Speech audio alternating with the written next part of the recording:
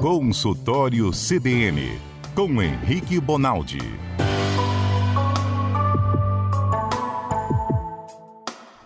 Agora a gente aprende sobre medicina. Se você está com alguma dúvida, alguma dor, algo incomodando no seu corpo, pode mandar mensagem para o nosso WhatsApp, que o Dr. Henrique tem uma paciência única para responder. Patrícia, qual é o nosso WhatsApp? 992994297. Doutor Henrique, o senhor está com prestígio aqui, está me ouvindo já, doutor Henrique? Boa tarde. Boa tarde, Mário. Boa tarde a todo mundo que está nos escutando, Adalberto, quem está na mesa. Vocês estão bem? Graças a Deus. Estamos bem. O senhor não falou nada e já apareceu um comentário. Esse médico é maravilhoso. Obrigada por tanta dedicação, doutor. A Vilma de Valparaíso já mandou mensagem. Ele nem começou a falar, Vilma.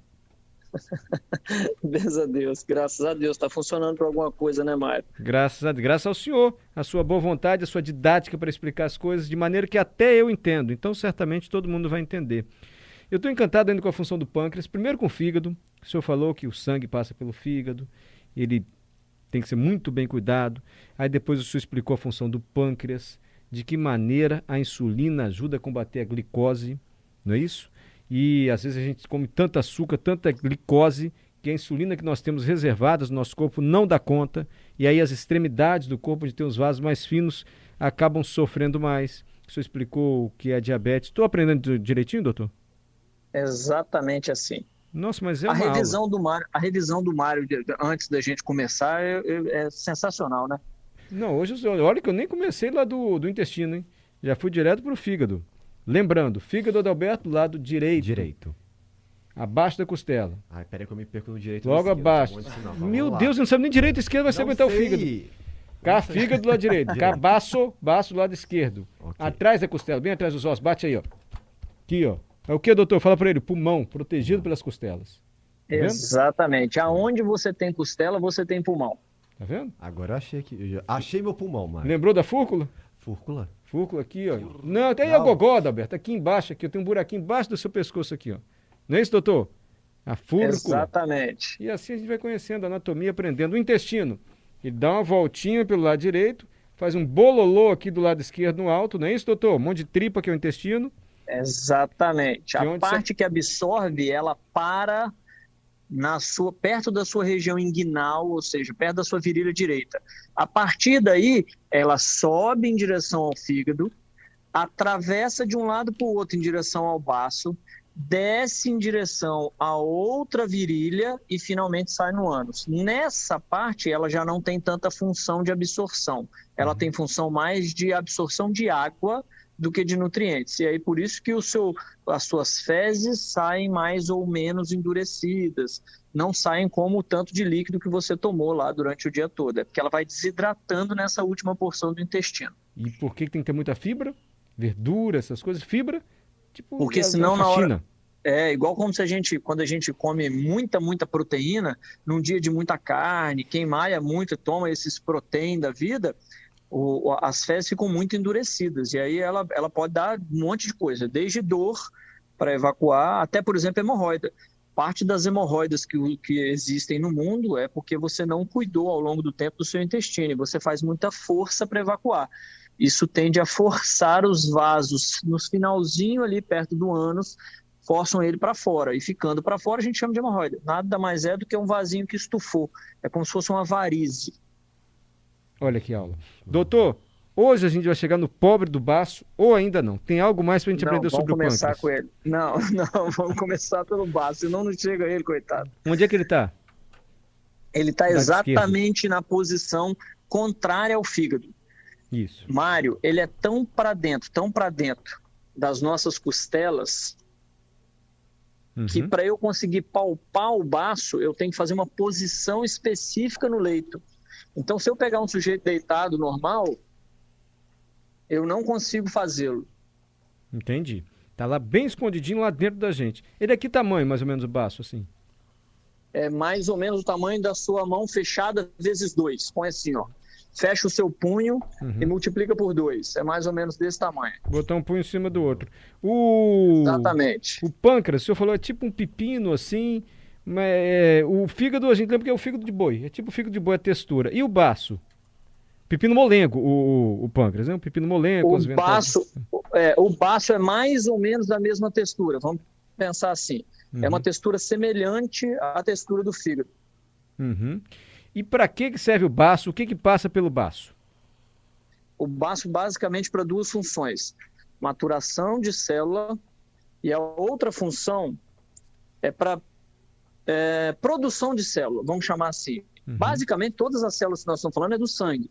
Então, por exemplo, ela é uma das responsáveis, o baço é um dos responsáveis para fazer maturação dos leucócitos, que são as células da imunidade. Então, quando você constrói leucócito, parte da habilidade que ele tem de lutar contra X micro-organismo passa pelo baço. Quando ele passa pelo baço, é como se ele tivesse uma aula de quem é que ele vai combater, como é que ele faz para se fortalecer, é mais ou menos essa ideia. E a outra função é uma função de reprodução, vamos chamar de... Ele mata as células velhas para deixar com que as novas estejam sempre aptas a todo o esforço. Então, vou te dar um exemplo simples. A sua hemoglobina, que é a célula que deixa a característica do sangue vermelha, ela dura mais ou menos 3 meses, Mário. Depois de 3 meses, ela perde a capacidade que ela tem. Só um instantinho, Mário. Desculpa. Ela perde mais ou menos em 3 meses a capacidade que ela tem de levar as moléculas de glicose.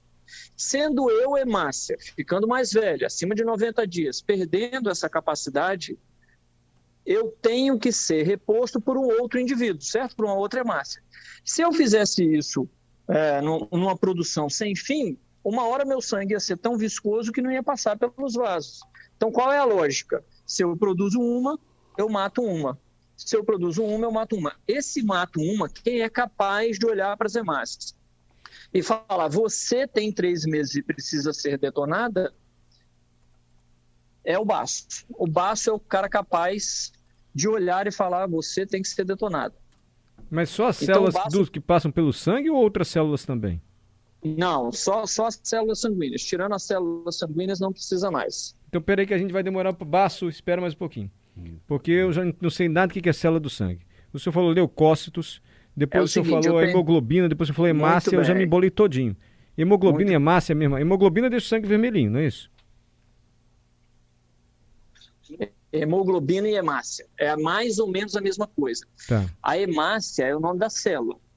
Hemoglobina, Mário, é o nome da molécula que faz a hemácia. Ah, entendi. Então é como se eu estivesse falando em níveis de tamanho. A gente é formado por células e as células são formadas por moléculas. Então quando a gente fala hemoglobina, a gente está, na verdade, medindo a quantidade que existe de uma molécula que está dentro da hemácia. Entendi. Quem é capaz de olhar para essa hemácia e falar, opa, mulher, você está ficando meio disforme, você está ficando meio mais velho, eu preciso te detonar para vir outro, é o baço. O baço tem um grandíssimo serviço em relação a isso. E a outra coisa é a capacidade de avisar ao leucócito, calma que nós vamos chegar nas células do sangue, você vai entender. Avisar ao leucócito e falar para ele assim, meu irmão, lá na frente tem um pneumococo para você combater. É um nome de um germe, é o nome de uma bactéria. Ah não, hoje lá na frente tem um meningococo capaz de te detonar, vai lá combater ele. Então o baço é um desses indivíduos que avisa que você está com um problema ali na frente e te avisa quem é, para você guiar. Entendi. Vamos para as células agora. Volta para as células do sangue para vocês entenderem. No sangue, moçada, nós temos 3 tipos de célula. Uma responsável por mandar oxigênio para todo mundo. Uma responsável por coagular o sangue, ajudar a coagular, ajudar a estancar o sangramento. E, finalmente, uma outra que é capaz de combater bactérias e vírus. Elas são chamadas, respectivamente, de hemácia. Toda vez que eu estiver falando em carrear oxigênio para os tecidos. Hemácia leva o oxigênio pelo sangue, é hemácia. Exatamente. Okay. Eu estou falando de plaqueta. Toda vez que eu tiver um indivíduo com sangramento, a plaqueta do cara vai se virar para segurar, conter o sangramento. E, finalmente, eu estou falando de leucócito. Quem é o leucócito? O leucócito é o cara do combate à bactéria, combate ao vírus. Então, nós que vimos o Covid agora passar, como é que era o exame de sangue do cara do Covid? Os leucócitos estavam aumentados, porque ele estava combatendo aquela quantidade de vírus. Então é isso, gente, que falava leucócito no exame lá. É isso. o nosso exército bem lá, o leucócito para combater o vírus. Isso. E o OSI o sufixo, o finalzinho da palavra ose quer dizer muito. Então, leucocitose nada mais é do que muito leucócito. É um jeito chique que a gente tem de falar, certo? Hemácia assim leva, deixa eu ver se eu entendi, doutor. O sangue está passando. Hemácia leva o oxigênio. Plaqueta é porque se a gente se cortar e tiver um corte e começar a sangrar, ele tem que coagular, tem que parar. Então, para isso servem as plaquetas, tá certo? Isso. E o leucócito é a imunidade do nosso corpo. É uma célula que promove a imunidade para combater inimigos invasores do nosso corpo. Mais ou menos por aí? Exatamente. Só para a gente viajar mais ainda é o seguinte. Lembra a bala soft? Bala soft? É. Lembra de caramelo inesquecível, adorava, nunca mais achei. Lembra disso? Então, a bala soft, com aquelas duas concavidadezinhas que ela tem, ela é igual à hemácia. A hemácia é exatamente igual à bala soft. E aquela região côncava é onde ela carrega o oxigênio, é por onde ela vai equilibrando o oxigênio até entregar no tecido. Você está de brincadeira. Você está fazendo isso analogia ou isso eu estou sendo preciso? Não, tô verdade mesmo, estou sendo preciso. É mais ou menos parecido. E como é que enxerga isso, doutor? Como é que enxerga essa célula que leva uma molécula de oxigênio? Microscópio. Aumenta em X vezes, você vai conseguir ver a célula. Entendi. Pega um papel agora e picota o papel, picota de forma muito irregular, em que cada papelzinho fica aí bem pequenininho na sua frente, mas você ainda consegue ver ele cheio de lados, assim, ó. Essa é a plaqueta. A plaqueta ela é toda meio irregular, ela parece um papel picotado. Tô vendo aqui. Só que ela é muito menor do que a hemácia, muito menor. E o leucócito tem um monte de tipo, mas o leucócito mais famoso, ele parece com ovo frito. O núcleo amarelinho é a cabeça pensante do leucócito, vamos pensar assim, e o restante é alguém que ele sempre está tentando pegar. Entendi. Doutor, então o baço, ele é fundamental para a gente. Assim como todo o sangue passa pelo fígado, todo o sangue passa pelo baço também? Ou ele só pega uma amostra e já distribui? Galera, ó, vamos agir dessa forma. Como assim? Não entendi, Mário. Desculpa, é porque minhas perguntas são muito ingênuas, mas vamos lá. Você falou, todo o sangue passa pelo fígado, algumas aulas atrás, lembra? Isso, justo. Da mesma maneira, todo o sangue passa pelo baço? Todo o sangue passa pelo baço. Todo o sangue, Mário, ele passa pelo órgão todo. A diferença é a quantidade que passa em cada vez. Entendi. O coração, por exemplo, ele bombeia 100% do sangue a cada bombeada que ele dá, porque só tem um destino, o sangue que volta trazendo sujeira, o coração. Agora, em outros órgãos, por exemplo, fígado, baço, intestino, olho, cérebro, é parte do sangue que é ejetado. Então, o único coração que tem contato com 100% do sangue a todo tempo é o coração. O resto é como se fosse uma bomba d'água. Você bombeia água para várias regiões. Quarto, cozinha e assim vai. Essa água, se a gente fosse capaz de reaproveitar, ela ia voltar para a bomba e ia de novo em direção a alguns desses órgãos. Sim, mas e aí pode ser que na primeira volta ela fosse passar na cozinha, na segunda volta ela fosse passar no quarto. Sim, mas o sangue passa pelos órgãos em veias, em mangueirinhas assim. Ele não passa, não vai, não molha os órgãos com sangue. Não. Em determinado momento ele até molha. É assim, ó, é mais ou menos assim, ó. Você sai com a aorta, que é a maior artéria que nós temos, ela tem mais ou menos 3 centímetros de diâmetro. E ela vai se dividindo até uma hora que a gente chama esse vaso de capilar. Chama esse vaso de capilar porque ele é da finurinha de um cabelo. Esse vaso é tão fino que só passa uma hemácia por vez. Nessa hora, a parede desse capilar ela é tão fina, que é como se você estivesse embebendo aquele órgão de sangue. Entendi. Não é completamente assim, porque você não deixa passar, por exemplo, a hemácia.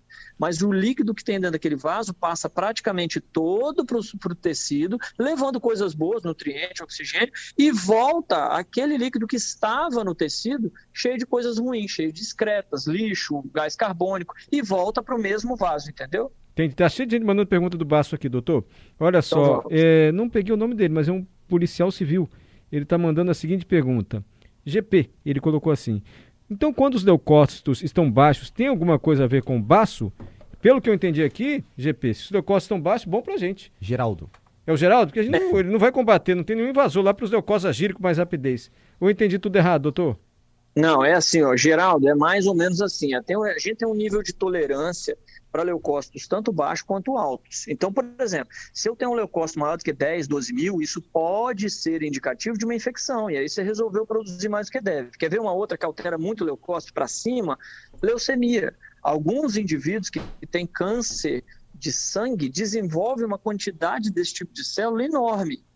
E o contrário também é verdadeiro. Se eu tiver com leucócito com menos de 2, 3 mil, isso pode significar infecções graves, em que apesar de você estar fazendo leucócito, os micro-organismos, a bactéria, o vírus, ela está ganhando dos seus leucócitos e está matando eles. Ou pode ser, por exemplo, um tipo de leucemia que não deixa a sua medula óssea, que é quem produzir de forma adequada esses leucócitos. Então, qualquer coisa para cima de 12, 14 mil, qualquer coisa para baixo de 4 a 2 mil, isso também é ruim e deve ser investigado. Pode não ser absolutamente nada, pode ser uma alteração, a gente chama de constitucional. Pode ser que você tenha nascido com esse número de leucócitos, mas não pode ficar olhando para isso e não tomar atitude, não, tem que ver. Entendi. Viu então, né? Mas a pergunta dele era o seguinte, a quantidade pequena de leucócitos, pode ser que o baço não está funcionando diferente? Não está funcionando bem? Não seria o baço, seria a medula que não está produzindo. Desculpa, Geraldo. É o seguinte, o baço não tem uma relação direta com o número D, tem uma relação direta com capacidade de funcionamento. Entendi. Vou te dar um exemplo de um grandíssimo amigo meu, um cardiologista que infelizmente nós perdemos. Ele teve um acidente de trânsito, perdeu o baço. Quando a gente perde o baço, Mário, a gente fica incapaz de bater, de agredir, de lutar contra uma bactéria chamada de bactéria encapsulada. O que é isso? Tem algumas bactérias que um dos mecanismos de proteção que ela tem é vestir uma capa, uma cápsula. Existe esse tipo de bactéria. Para os indivíduos que não têm baço, essas bactérias são assim maléficas demais da conta. Uma infecçãozinha de garganta mata o sujeito, porque ele não tem capacidade mais de pegar um leucócito que ele já produziu, que existe, de passar pelo baço e o baço avisar ele: meu irmão, você vai combater agora um germe capsulado, fica ligado, faz essa transformação. Como ele não tem baço, ele não faz essa transformação. Como ele não faz essa transformação, o leucócito chega meio recruta, entendeu? Ele é meio R1, ele é meio bobão. Na hora que ele chega na frente da bactéria, a bactéria ganha dele. Então, o baço tem uma relação direta com função e uma relação pouquíssimo direta com número. Quem manda em número é a medula óssea, que é quem produz. Baço manda em função, capacidade ou não de reagir a tal germe. Perfeito. Você já respondeu o Gerson Rabelo. O Gerson acabou de mandar pergunta. E a pessoa que não tem baço, o que falta faz para o organismo? O senhor acabou de responder. Mas dá para viver assim um baço tomando antibiótico, por exemplo? Não dá, porque hoje em dia a grande maioria dessas doenças tem profilaxia, você faz vacinação. Então a vacinação contra pneumococo, por exemplo, contra meningococo, ela é de suma importância anualmente para todos os indivíduos que não têm baço. Entendi. Nossa, entendi tudo sobre o baço. A gente demorou para chegar no baço, mas teve uma aula. Como é que a gente cuida bem do baço, como é que a gente cuida mal do baço? Então é o seguinte, primeiro, uma das grandes causas que, graças a Deus, a gente tem menos no mundo é a esquistossomose. Esquistossomose era uma grande causa de redução de função e, às vezes, ter que retirar o baço. A outra grande causa são essas doenças que a gente chama de limpo. Peraí, fazia o que esquistossomose no baço? Diminui capacidade de funcionamento. E é o que? Um verme que entra lá? O esquistossomose é o quê? É um tipo de verme. Ele não só reduz a capacidade que o fígado tem de trazer o sangue para ele, como ele pode reduzir a capacidade de função do baço. Então, uma das coisas que o indivíduo pode perder a função do baço é por isso. Trauma pode fazer perder função de baço, pode perder função de baço as doenças que eles chamam de linfoproliferativas. Você começa a ter muita produção de algum tipo de célula e o baço, como ele serve como se fosse uma rede, um filtro, ele começa a ficar... É como se você pegasse um suco de laranja, fosse coar o suco de laranja. Lá pelas tantas, você não tem que levar aquele tanto de bagaço para fora? Tem. É mais ou menos isso. O baço não é capaz, em determinado momento, de jogar para fora. Então, ele vai acumulando, e aquela rede vai ficando muito grande, uma hora ele perde a função do baço. Como se ele tivesse filtrado demais e não ter dado conta de mandar embora, não ter dado conta de jogar fora isso. Entendi. Então, como é que cuida do baço? Basicamente, não traumatizar, não fazer um trauma importante, e essas doenças infecto-parasitárias, ou mesmo se você estiver notando o seu lado esquerdo do abdômen aumentar, corre no médico, porque grande parte dessas doenças que a gente está conversando, elas têm cura logo no início do descobrimento. Doutor, muito obrigado pela aula do baço. A gente vai passar para outro órgão, porque eu já estou com tanta dúvida aqui. E esse negócio do sistema imunológico, o senhor falou aí as 3 células que vão lá no sangue. as plaquetas para coagular, as hemácias, que vão equilibrando o oxigênio, e os leucócitos, que fazem a defesa do nosso organismo. Isso já me remeteu à infecção. Por que quando a gente tem infecção dá pus? O que é pus que faz no nosso corpo? Enfim. O pus, nada, fantástico. Ele tá acabando agora, vai ter que ficar para a semana que vem. Desculpa. Tá bom, vamos falar de sangue na semana que vem? Isso aí que eu queria chegar Da aí. onde é que a gente produz? Vocês vão ficar impressionados de onde a gente produz sangue. Vocês não vão acreditar de onde é que a gente produz. Vai ser umas aulas sobre sangue. Eu quero saber que é tipo O negativo, que é tipo diferente de sangue. Tem sangue mais viscoso, menos viscoso. O sangue ele muda com o passar dos anos. Pode ser? Pode ser sangue na próxima, então. Doutor, quantos litros de sangue a gente tem no corpo? Quantos tipos? Litros. Quantos litros? Aproximadamente 6 a 8. É mais ou menos 1 litro para cada 10 a 15 quilos de peso que o sujeito tem. Mas isso tem um limite, né? Um cara que pesa 400, ele não tem dentro dele 40. Então, acima de 100 quilos, isso tende a ter menor importância. Mas a gente tem perto de 5 a 7 litros. É só um aperitivo para a aula da próxima terça-feira com o Dr. Henrique Bonaldi. Vamos aprender tudo sobre sangue. Eu tô adorando essas aulas de medicina, eu devia ter anotado essas coisas, daqui a pouco eu já esqueci. Mário, você deveria ter seguido os conselhos, você lembra? Da minha mãe. Da sua mãe. Doutor Henrique, brigadão mesmo, viu? Tchau, gente. Boa semana, viu?